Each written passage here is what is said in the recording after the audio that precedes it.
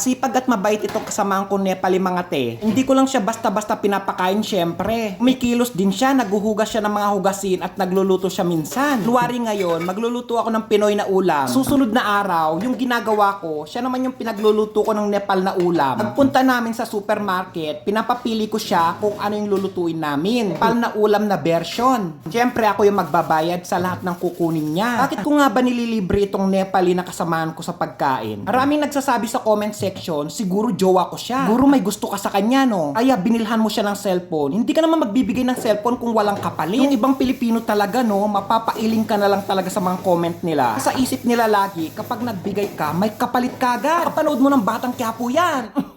Di ba nga si Tanggol makakalabas na? Ako sinabi ng mga kasamahan niya, hindi siya makakalabas doon kung walang kapalit. 13 years na akong OFW dito sa Saudi Arabia. Kakaluwag na ako sa pamumuhay mga te, iba yung pagkakaluwag.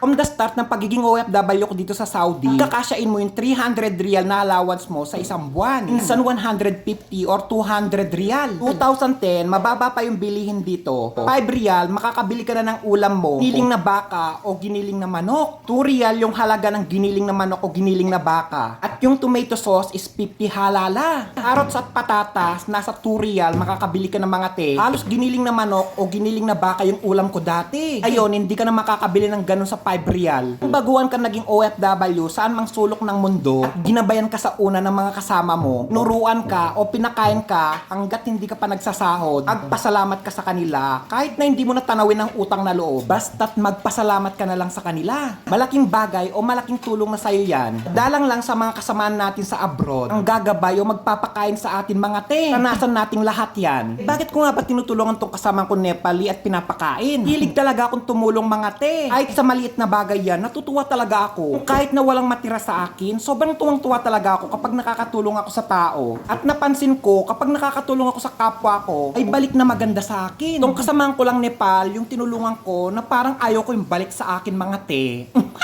Di ba nga binida ako sa nanay niya? Tapos yung nanay niya gusto akong maging manugang. Gusto niya mapangasawa ko yung babae niyang anak. 1,300 rial yung sahod ng kasama naming Nepal dito mga te. Taas na yun. Sa ibang company, 900 or 1,200 yung sahod ng mga Nepal. Convert mo yung 1,300 rial sa pera ng Nepal, halos 45,500 rupees. Kaya tinutulungan ko tong Nepal mga te, sabihin ko na yung dahilan. Gabayan ko muna siya habang nag-uumpisa pa lang siya sa trabaho. Hanggat mabayaran niya yung utang niya sa Nepal at makakaluwag-luwag siya sa pamumuhay. Sinabihan ko naman siya, kapag marami ka ng pera, ikaw na yung bibili ng pagkain mo. Hindi naman siya mahirap kausap mga te. Sa ngayon, marami pa talaga siyang binabayarang utang sa Nepal. Nakakaluwag-luwag na siya at nabayaran niya na yung mga utang niya sa Nepal. Doon na siya magi-start na bibili ng pagkain niya para ma-experience niya kung paano yung maging OFW. Iniling nga pala yung ulam namin for today's video mga te. Kaya nasabi ko, para ma-experience niya yung pagiging OFW, ay experience niyang bumili mga te. Pag nag-OFW ka pa naman sa Middle East, lahat ikaw yung bibili. Except yung mga kasambahay. Ibili ka ng shampoo, sabon, tubig, bigas, pati na mga lamas. Pansin ko rin naman dito sa kasamahan ko Nepali, marunong siya makiramdam mga te. Minsan kapag hindi pa ako nakakapagluto ng makakain namin, nagluluto na siya kapag may mailuluto siya mga te. Minsan bumibili siya ng kabsa. Magugulat na lang ako, sasabihin niyang kakain na kami. Wala pa naman ako niluto, sabi niya bumili daw siya ng pagkain. Pag ganitong tao yung tinutulungan mo, hindi ka talaga magsisisi. Yung taong marunong makiramdam. Nuutusan ko rin naman siyang bumili sa tindahan. Pagdating niya, ako naman yung magluluto. Give and take na lang kaming dalawa. English yun mga te, nakapag-abroad lang, nag-i-English na. Hindi naman po pwede sa akin yung kain na lang siya ng kain. Tapos ako luto ng luto, bili ng bili. Naparanas ko sa kasamahan ko Nepali yung hindi ko naranasan sa tanan ng buhay ko. Hingi nga ako ng lapis at saka papel, isusulat ko, ipapadala ko sa MMK.